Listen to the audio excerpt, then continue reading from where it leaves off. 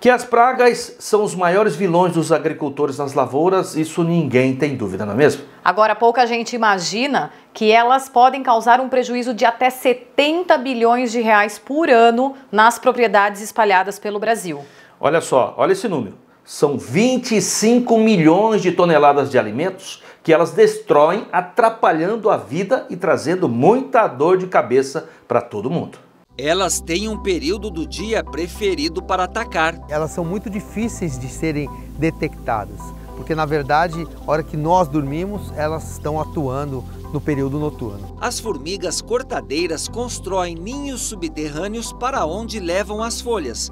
Os fungos se desenvolvem na folha fresca e servem depois de nutrição dentro do ninho. A formiga cortadeira, ela é onívora, ela come todo tipo de árvore, todo tipo de planta, até mesmo espécies vegetais com espinhos. Qualquer árvore, qualquer planta, qualquer leguminosa, soja, milho, feijão, os mais variadas espécies, os mais variados tipos. As formigas cortadeiras causam transtornos, principalmente para culturas como a cana-de-açúcar, florestas de pinos e pastagens. Segundo o Senar, o Serviço Nacional de Aprendizagem Rural, a espécie é capaz de destruir até 3 toneladas de cana por hectare, o equivalente a 5% da produção. Este biólogo é especialista em pragas urbanas e rurais. Ele diz que é importante sempre monitorar a área, mesmo onde já foi usado o defensivo, porque as formigas podem aparecer a qualquer momento. É o controle da infestação, nunca a erradicação. A erradicação é impossível.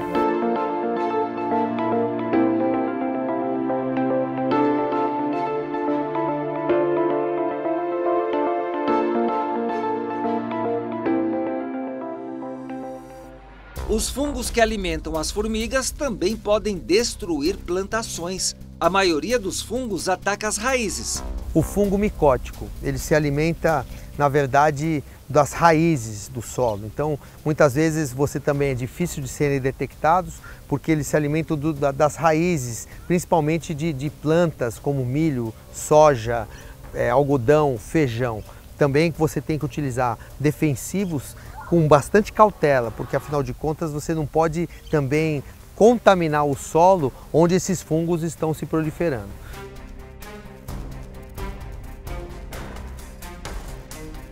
Cochonilha, um pequeno inseto que não passa de 3,5 milímetros. São verdadeiros insetos que fazem como se fosse uma pasta branca nas folhas. Também difíceis de serem detectados numa infestação inicial. Quando você nota a infestação, que você percebe que as folhas estão esbranquiçadas, aí ela já está no altíssimo nível de contaminação da folha. Então, a conchinilha é um inseto que se alimenta da seiva das plantas. Então, elas vão se proliferando,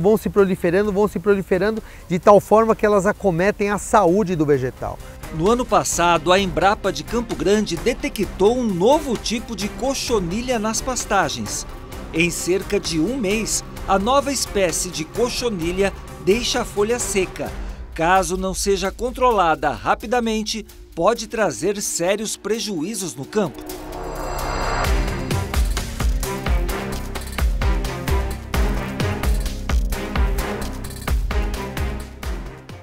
Outra praga já bastante conhecida no agronegócio é a ferrugem asiática.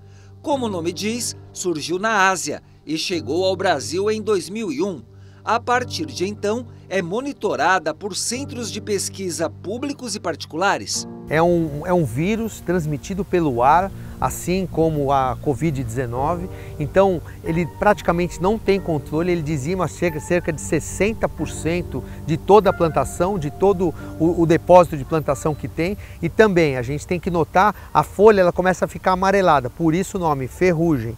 Ferrugem asiática, porque ela começa a desaparecer. Então ela começa a não ter mais, a não se desenvolver e você tem uma perda muito grande. Então ela, por ser transmitida pelo ar, como eu disse, por causa da Covid, né, a gente está atravessando uma época de pandemia, então por ela ser transmitida dessa forma é muito difícil de ser controlada. Então a principal dica que eu dou é sempre o agricultor, o fazendeiro, o produtor rural, sempre ficar de olho na sua plantação e qualquer anormalidade, qualquer sintoma, qualquer desenvolvimento inadequado, sempre chamar o seu engenheiro agrônomo, o biólogo, o gestor ambiental, porque daí sim ele vai ter todas as ferramentas adequadas para atingir o objetivo, que é o controle dessas demasiadas pragas agrícolas que assolam não só o Brasil, mas o mundo todo.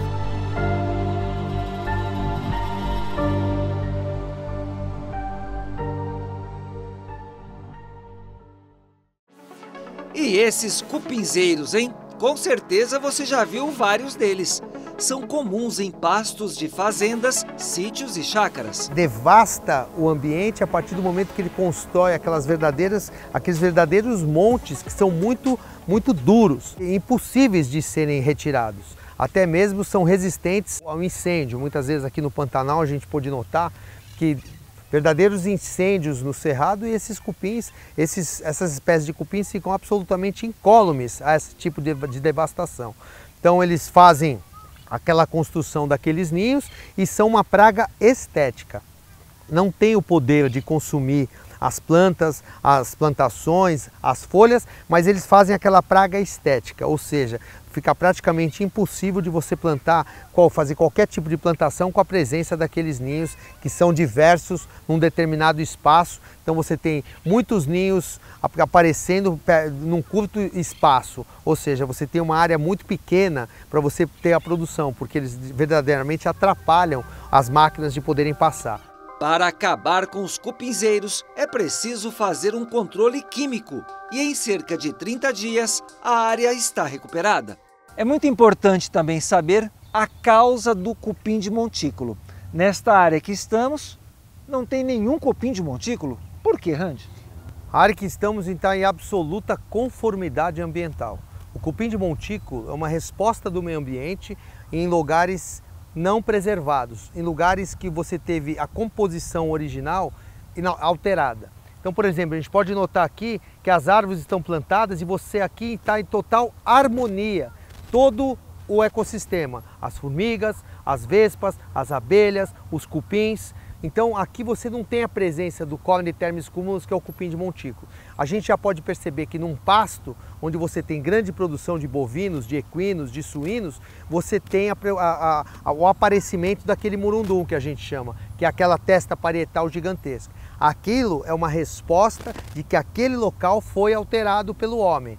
Para fazer o quê? Para a criação de bovinos. Então, uma resposta do meio ambiente para nós, para dizer o seguinte, aquele ambiente está alterado. Então, ele saiu da conformidade natural, original, que faz com que o ecossistema fique alterado. Você pode notar que no Pantanal, em áreas preservadas, você não tem a presença daquele montículo. Agora, já em contrapartida, em ambientes onde dentro do Pantanal, que você tem produção de bovinos, você vê bastante daqueles murunduns, um ao lado do outro, alterando completamente o complexo.